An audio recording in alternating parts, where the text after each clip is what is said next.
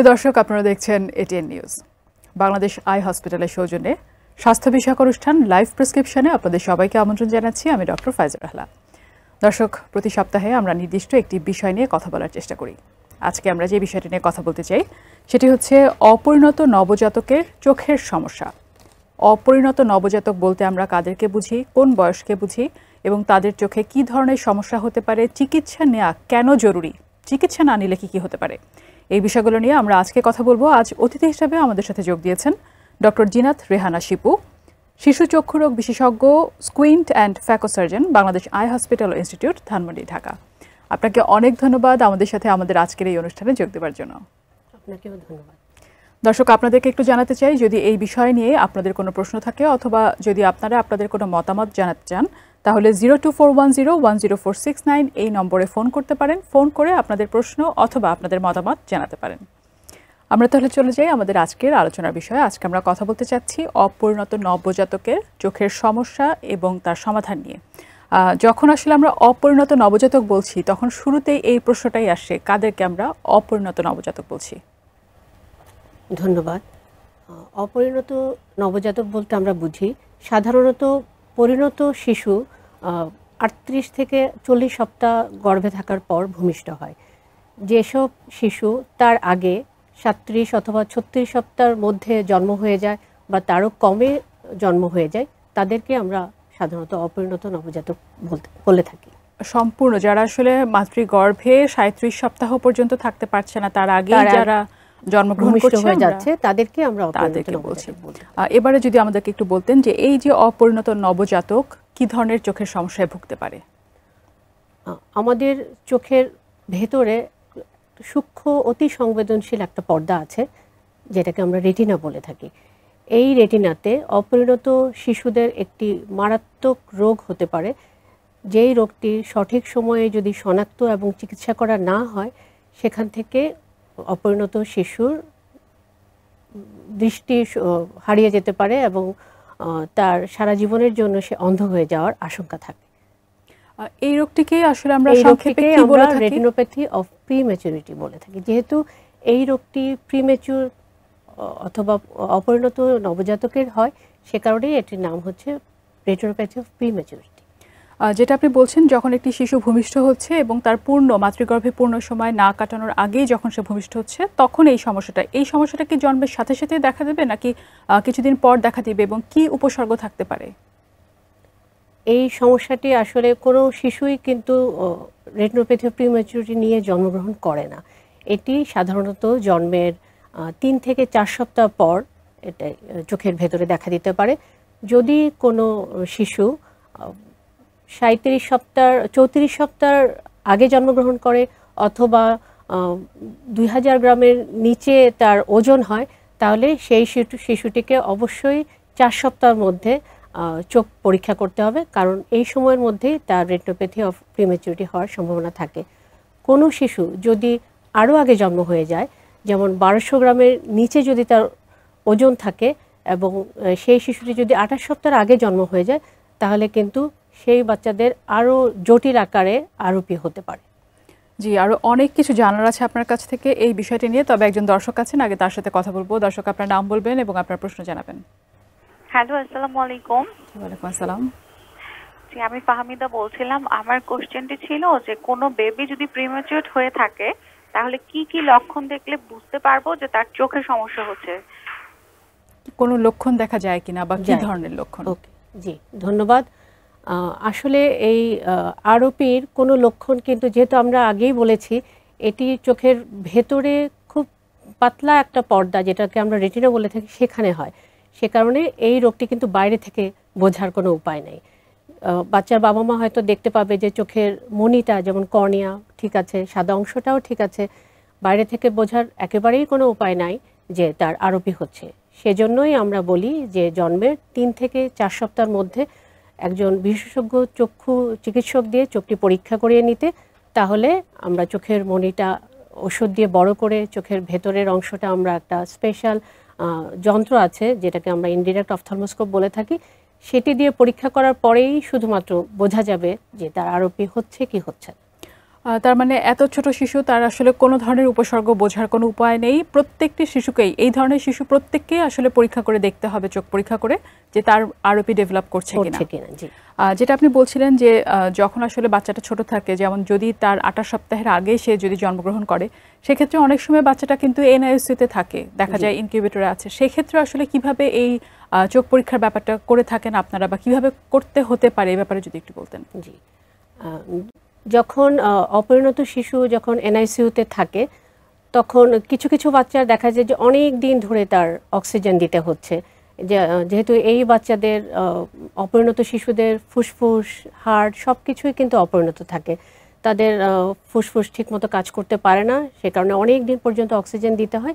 যেই বাচ্চারা কিছু কিছু বাচ্চা 1 থেকে 2 মাস পর্যন্ত এনআইসিইউর ভেতরে রাখতে হয়, তাদেরকে আমরা যারা আরওপি স্ক্রিনিং আমরা যেই ডাক্তাররা করে থাকি, শিশু এবং রেটিনা স্পেশালিস্ট যারা, আমরা যন্ত্র নিয়ে সেই এনআইসিইউর ভেতরে গিয়ে ওখানেই আমরা দেখে আসতে পারি, এবং আমরা নিয়মিত এই কাজটি আমরা করে থাকি।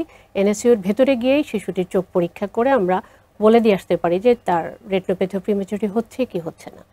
আমাদেরকে যদি একটু প্রিভ্যালেন্সটা বলতেন, কত ভাগ রোগী এখন, কত ভাগ শিশু আসলে আরওপিতে আক্রান্ত হয় যারা আসলে সময়ের পূর্বে জন্মগ্রহণ করছে?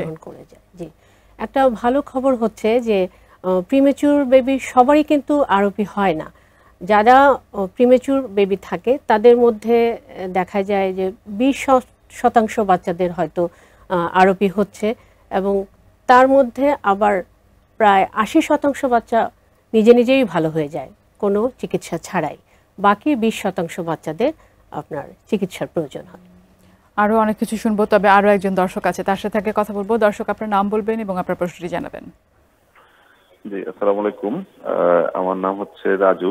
প্রিম্যাচিউর বাচ্চা হয়েছে, কিন্তু আমাদের মনে হচ্ছে যে ঠিক আছে, তাহলে কি ডাক্তারের কাছে নিয়ে যাব?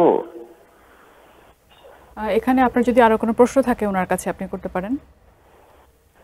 প্রিম্যাচুর বাচ্চা হয়েছে, তার বয়স এখন কত? 3 মাস। 3 মাস অলরেডি, কিন্তু তার 3 মাস হয়ে গিয়েছে।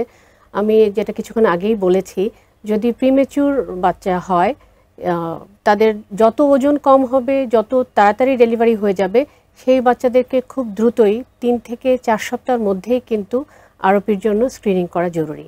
কারণ আমরা অনেক সময় দেখি, হয়তো বাবা মা ভাবে যে এত ছোট বাচ্চা, তাকে বাইরে বের করব, চোখ দেখাতে নিয়ে যাব, বাচ্চা তো আরও অসুস্থ হয়ে যাবে। এরকম করে করে অনেক বাবা মাই কিন্তু একটু দেরি করে ফেলেন। একটু মানে প্রায় 2 মাসের বেশি হয়ে গেলেই কিন্তু দেখা যায় যে এই রোগটি খুব জটিল আকার ধারণ করে। তখন চিকিৎসা দিয়েও তার রোগটি নিরাময় করা সম্ভব হয় না, এবং সে পরবর্তীতে অন্ধ হয়ে যাওয়ার আশঙ্কা থাকে। সে কারণে প্রিম্যাচুর বেবি হলে খুব দ্রুত, মানে 20 থেকে, সহজ বাংলায় আমরা বলতে পারি 20 থেকে 30 দিন অথবা 3 থেকে 4 সপ্তাহের মধ্যেই চক্ষু বিশেষজ্ঞ দিয়ে চোখ পরীক্ষা তবে 3 থেকে 4 সপ্তাহের মধ্যে যেতে হবে, এটা আমরা অবশ্যই বলছি। কিন্তু আমাদের দর্শক যিনি বলছেন যে 3 মাস হয়ে গিয়েছে, উনি কি এখন যাবেন কিনা? অবশ্যই যাবেন। যদি কোনো কারণে বাবা মার দেরিও হয়ে যায়, 3 মাস, কেউ কেউ কিন্তু 4 মাস 5 মাসেও আসে, আমরা পেয়ে থাকি এরকম বাচ্চা। যত দেরি হোক, যখন উনি ভাববে যে দেখাতে হবে, তখনই যেন বাচ্চার চোখটা পরীক্ষা করিয়ে নেয়। কেন আসলে প্রিম্যাচুর বেবিদের চোখে এই সমস্যাটা হচ্ছে আমরা এটা শুনবো, তবে আমাদের আসলে সময় হয়ে গেছে একটি বিরতি নেবার। আমরা বিরতির পরে এসে আপনার কাছ থেকে শুনবো কারণগুলো। দর্শক, বাংলাদেশ আই হসপিটালের সৌজন্যে লাইভ প্রেসক্রিপশন অনুষ্ঠানে ছোট্ট একটি বিরতি নিচ্ছি, কিছুক্ষণের মধ্যে ফিরছি, সাথেই থাকুন।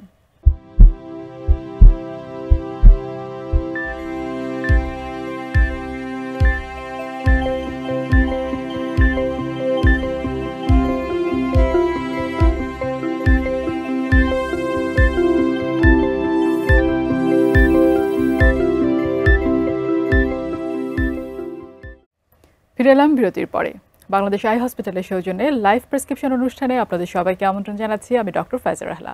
দর্শক, আজকে আমরা কথা বলছি অপরিণত নবজাতকের চোখের সমস্যা, এই বিষয়টি নিয়ে। অতিথি হিসাবে আমাদের সাথে আছেন ডক্টর জিনাত রেহানা শিপু। বিরতির আগে আপনার কাছে আরওপি নিয়েই শুনছিলাম, এবং আমরা বিরতির আগে যে প্রশ্নটি রেখেছিলাম যে কেন হচ্ছে কিছু কিছু শিশু যারা অপরিণত অবস্থায় জন্মগ্রহণ করছে, তাদের চোখে এই সমস্যাটা কেন হচ্ছে, কারণটা কি? যখন একটি শিশু পরিণত হয়ে জন্মগ্রহণ করে, মানে 9 মাস বা 38 থেকে 40 সপ্তাহ পরে ভূমিষ্ঠ হয়, সেই বাচ্চাদের চোখের যে রেটিনা সেটা কিন্তু পরিপূর্ণ হয়ে যায়। সেখানে যে রক্তনালীগুলো আছে সেগুলো কিন্তু প্রায় কমপ্লিট হয়ে যায়, কিছু বাকি থাকে, সেটা স্বাভাবিকভাবেই জন্মের 1 মাসের মধ্যে কমপ্লিট হয়ে যায়। কিন্তু যেই বাচ্চারা অপরিণত তাদের দেখা যায় যে রক্তনালীগুলো পরিপূর্ণ হওয়ার আগেই বাচ্চা ভূমিষ্ঠ হয়ে গিয়েছে, সে কারণে তার রেটিনার ভেতরে শুধু মাঝখানের অংশটাতে রক্তনালী থাকে, তার চতুর্দিকের যে অংশগুলো সেই অংশগুলোতে কিন্তু রক্তনালীগুলো পৌঁছানোর সুযোগ পায় না এবং সেই অংশগুলো ফাঁকাই থেকে যায়। আমরা জানি যে আমাদের শরীরের অনেক জায়গাতেই আপনার রক্তনালী প্রয়োজন হয়, রক্ত ছাড়া শরীরের কোনো অংশই বেঁচে থাকে না। একইভাবে চোখের ভেতরে এই রক্ত নালী শূন্য যে চতুর্দিকের রেটিনার অংশগুলো আছে সেগুলো কিন্তু চিকিৎসা না নিলে ধীরে ধীরে নষ্ট হয়ে যাবে এবং বাচ্চা অন্ধ হয়ে যাওয়ার আশঙ্কাটা থেকেই যায়। আমরা কিন্তু আসলে বলছি যে বারবার যে বাচ্চার চোখে সমস্যা হতে পারে, তারপরও আরেকবার যদি একটু বাবা মার উদ্দেশ্যে আপনি বলতেন যে কি ধরনের সমস্যা হবে যদি আসলে ঠিক সময় চিকিৎসা না নেওয়া যায়। একটি বিষয় কিন্তু আপনি এরই মধ্যে বলেছেন, যখন অপরিণত শিশু জন্মগ্রহণ করছে এবং তারপর যখন তাকে হয়তো এনএওসিতে রাখা হচ্ছে, বাচ্চাটা আসলে এত ছোট যে বাবা মা তখন ভাবেন যে একটু বড় হোক, আমি তারপরে চোখ দেখাবো। এই ব্যাপারটা নিয়ে যদি একটু বিস্তারিত দর্শকদেরকে বলতেন যে কেন আসলে দ্রুত দেখানো জরুরি, না দেখালে কি কি সমস্যা হতে পারে। ধন্যবাদ।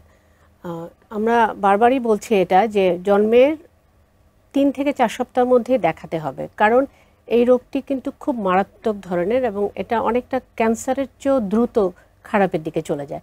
আমাদের চোখের যেমন অনেকগুলো রোগ আছে যেটা আমরা একটু অপেক্ষা করতে পারি, যেমন চশমাজনিত সমস্যা বা ছানি পড়া বা আরও কিছু রোগ আছে যে আমরা এখন করলাম না, 3 মাস 6 মাস বা 1 বছর পরে করলাম, তাতে কোনো কিন্তু সমস্যা হয় না, সে পরবর্তীতে চিকিৎসা নিলেও রোগী ভালো হয়ে যায়। কিন্তু এই রোগটি আমরা যেহেতু বলেছি যে এটা খুব দ্রুত খারাপের দিকে চলে যায়, আমরা যদি দেরি করি তাহলে চোখের ভেতরে যে রেটিনাটা আছে যেখানে রক্তনালী পৌঁছাতে পারে নাই সেই জায়গায় নতুন রক্তনালী তৈরি হয়, সেই রক্তনালীগুলো খুবই পাতলা এবং এখান থেকে খুব দ্রুত রক্তক্ষরণ হতে পারে। এবং এই রেটিনাটা পরবর্তীতে চোখের ভেতরের যেই জায়গাটাতে লেগে থাকে সেই অংশ থেকে সেটা ছিঁড়ে ছুটে সামনের দিকে চলে আসে এবং যেটাকে আমরা রেটিনাল ডিটাচমেন্ট বলি। এই ডিটাচমেন্ট হয়ে গেলে পরবর্তীতে আমাদের অপারেশন বা চিকিৎসা করেও কিন্তু আসলে কোনো ফলাফল আমরা পাই না। এটা এই শিশুটি আসলে তাহলে সেক্ষেত্রে অন্ধ হয়ে যায় এবং সেই অন্ধত্বর আসলে আর কোনো চিকিৎসা থাকে না। বাবা মা দেখা যায় যে দেরি করে আসলো তখন বলে যে যদি আমরা বিদেশে চলে যাই বা অন্য কোথাও গিয়ে যত টাকা লাগে তত টাকা দিয়ে আমরা চিকিৎসা করব, কিন্তু তখন অনেক কিছু করেও বিদেশে গিয়েও আসলে এই অন্ধত্বকে আমরা প্রতিরোধ করতে পারি না। একবার অন্ধ হয়ে গেলে এই রোগ দিয়ে আর চিকিৎসার কোনো সুযোগ থাকছে না। এই কারণেই আসলে দ্রুত ধরাটা তার আদৌ ডেভেলপ করছে কিনা চিকিৎসা করাটা খুবই জরুরি। এটা খুবই জরুরি। জি, যেটা আপনি বলছিলেন, যদি কোনো বাবা মা তার শিশুকে 3 থেকে 4 সপ্তাহের মধ্যে নিয়ে আসে এবং যদি শনাক্ত করা যায় যে তার আরোপি কোনো একটা লেভেলে ডেভেলপ করেছে, সেক্ষেত্রে চিকিৎসার কি কি অপশন আছে? চিকিৎসার অপশনগুলো আমাদের নির্ভর করবে যে রোগটি কোন পর্যায়ে আছে। এই রোগের 5টা ধাপ বা পর্যায় আছে, 1 2 3 4 5। যদি আমরা প্রথম পর্যায়ে প্রাথমিক পর্যায়ে যদি শনাক্ত করতে পারি, শনাক্ত কিন্তু খুব যদি বাচ্চা খুব তাড়াতাড়ি আসে আমরা শনাক্ত করে খুব তাড়াতাড়ি ট্রিটমেন্ট দিয়ে দিতে পারি। যদি শনাক্ত করা যায় সঠিক সময়ে এবং সঠিক সময়ে চিকিৎসা দিতে পারলে বাচ্চা ভালো হয়ে যায়। এর অনেকগুলো চিকিৎসা পদ্ধতি আছে। 1 নম্বর চিকিৎসা পদ্ধতি হচ্ছে ইনজেকশন। সেই ইনজেকশনটা আমরা চোখের ভেতরে দেই, যেটাকে ইন্ট্রাভিট্রিয়াল ইনজেকশন বলা হয়। এই ইনজেকশনটা দিলে চোখের ভেতরে আমরা যেমন কিছুক্ষণ আগে আলোচনা করেছি যে রক্তনালীগুলো খুব পাতলা থাকে, সেখান থেকে রক্তক্ষরণের সম্ভাবনা থাকে। ইনজেকশন দেওয়ার ফলে এই রক্তনালীগুলো কিন্তু স্বাভাবিকের দিকে যেতে থাকে এবং যেই জায়গাটা খালি ছিল সেই জায়গাটাতে রক্তনালীগুলো একটু ছড়াতে থাকে, তখন রক্তক্ষরণের রিস্কটা কমে যায়। আরেকটা পদ্ধতি সেটা হচ্ছে লেজার থেরাপি। লেজার হচ্ছে এক ধরনের আলোকরশ্মি যেটা দিয়ে আমরা চোখের ভেতরে যেখানে রক্তনালীগুলো পৌঁছাতে পারেনি রেটিনাতে, সেখানে এই আলোকরশ্মি দিয়ে একটা ট্রিটমেন্ট করা হয়, ফলে ওই খারাপ অংশটুকু ভালো যে অংশটুকু আছে সেটাকে আর নষ্ট করে দিতে পারে না। এবং সঠিক সময় যদি এই 2টা চিকিৎসা আমরা দিয়ে দিতে পারি, অধিকাংশ বাচ্চাই আপনার স্বাভাবিক দৃষ্টি ফিরে পায়।